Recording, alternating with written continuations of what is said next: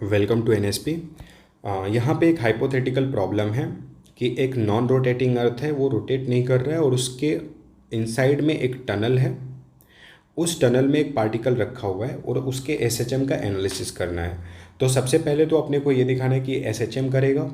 दूसरा, उसका time period find out करना है। वन थिंग फॉर श्योर कि ये हाइपोथेटिकल अजम्पशन है। अब ये जो टनल है, इसके अंदर एक पार्टिकल ऐसे रखा हुआ है, ये पॉइंट मास है। अब जो भी इसके ऊपर ग्रेविटेशनल फोर्स लगेगा वो टुवर्ड सेंटर लगेगा, तो ये एफ ग्रेविटेशनल फोर्स है। इसके दो कंपोनेंट आएंगे। एक आएगा, अगर ये थीटा है, इस लाइन से जो सेंटर से पास आउट हो रहा है, यहाँ से अगर ये थीटा है तो अल्टरनेट इंटीरियर से ये भी थीटा होगा, और ये वैल्यू जो होगी वो एफ जी कॉस थीटा हो जाएगी, और ये जो वैल्यू है वो एफ जी साइन थीटा हो जाएगा। अगर मैं इसको देखूं तो इसका कंस्टेंट है कि इसके ऊपर ये ग्लाइड करेगा, मतलब ये n1 और एफ जी कॉस थीटा की वैल्यू जो है वो बैलेंस्ड होनी चाहिए।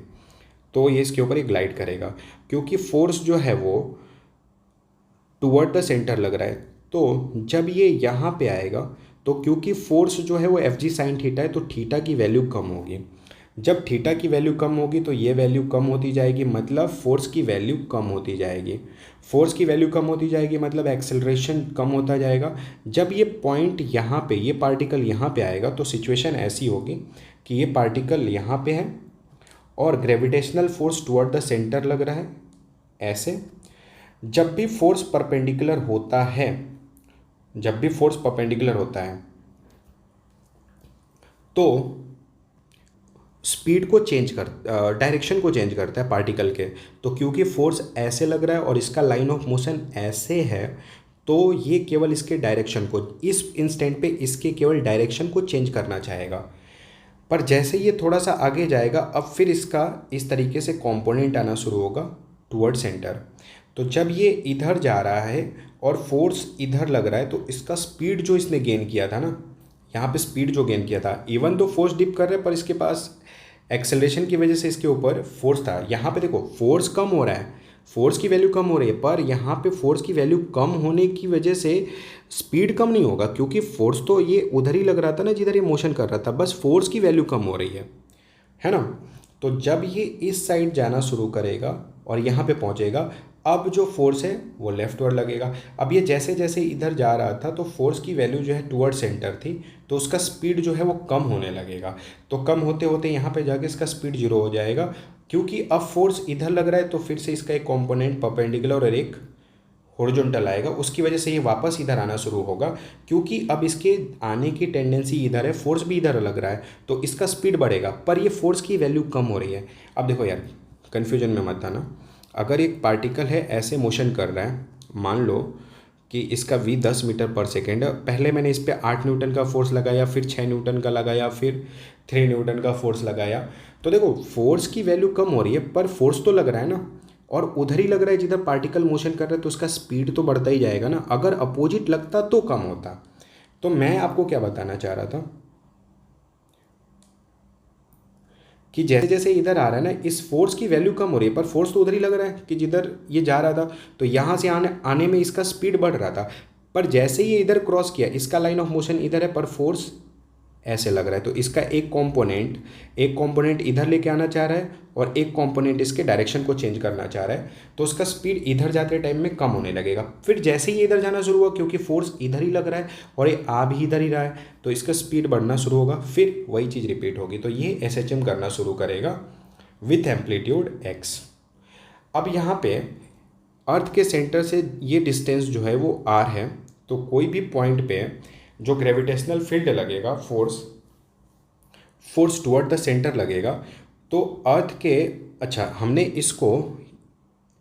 इसको ऐसे मान लो कि ये सिचुएशन ऐसी है कि ये इधर डिस्प्लेस हुआ, इधर जा रहा है, तो फोर्स इधर लग रहा है, तो फोर्स तो रिस्टोरिंग है, तो रिस्टोरिंग फोर्स है, तो यहाँ पे माइनस लग जाएगा। इसको एसएचएम करा कौन रहा है, एफ जी साइन थीटा, तो F G sine theta M A के बराबर होगा। अब ये जो ग्रेविटेशनल फोर्स है अर्थ के अंदर, हमारा ये डेरिवेटिव फॉर्मूला है, ये रिजल्ट है स्टैंडर्ड, वो लगता है जी एम, जो बॉडी यहाँ पे है जिसके ऊपर फोर्स देखा जा रहा है, यहाँ पे ये बॉडी है, इसका मास जो है स्मॉल एम है, तो उस पर जो फोर्स लिखा जाएगा वो जी एम जो है वो अर्थ का मास, और बॉडी का मास r³ इंटू आर। आर ये डिस्टेंस है सेंटर से जहाँ पे ये मास रखा हुआ है। ये अर्थ के अंदर ग्रेविटेशनल फोर्स का फॉर्मूला है। ओके, तो यहाँ पे ग्रेविटेशनल फोर्स अर्थ के सेंटर से आर डिस्टेंस पे विद इन द सरफेस, यहाँ पे सेंटर से और सरफेस के अंदर है ये बॉडी टनल, तो वहाँ पे फोर्स की वैल्यू को ये लिखेंगे और ये आ जाएगा साइन थीटा और ये एम ए के बराबर।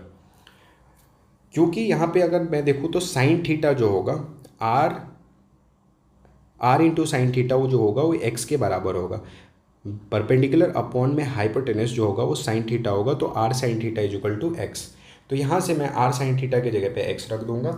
यहाँ से m कैंसिल हो जाएगा, मुझे a is equal to -gm/r³ into x दिखा।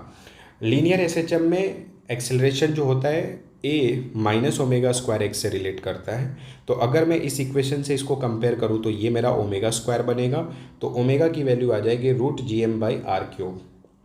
यहाँ से ओमेगा की वैल्यू, अब मुझे पता है g gravitational constant mass of planet upon में उसका रेडियस का स्क्वायर जो होता है वो ग्रेविटेशनल फील्ड इंटेंसिटी बनता है, जिसको हम लोग एक्सेलरेशन ड्यू टू ग्रेविटी बोलते हैं। g/r बनेगा, क्योंकि यहाँ पे r³ है तो एक r ऐसे ही रह जाएगा और gm/r² के जगह पे g आ जाएगा, तो ओमेगा की वैल्यू आ जाएगी √g/r।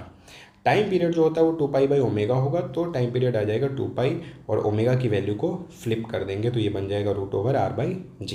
तो ये इसका हो जाएगा टाइम पीरियड। होप आपको सोल्यूशन समझ में आया हो और आपको प्रॉब्लम अच्छा लगा हो। Thank you so much.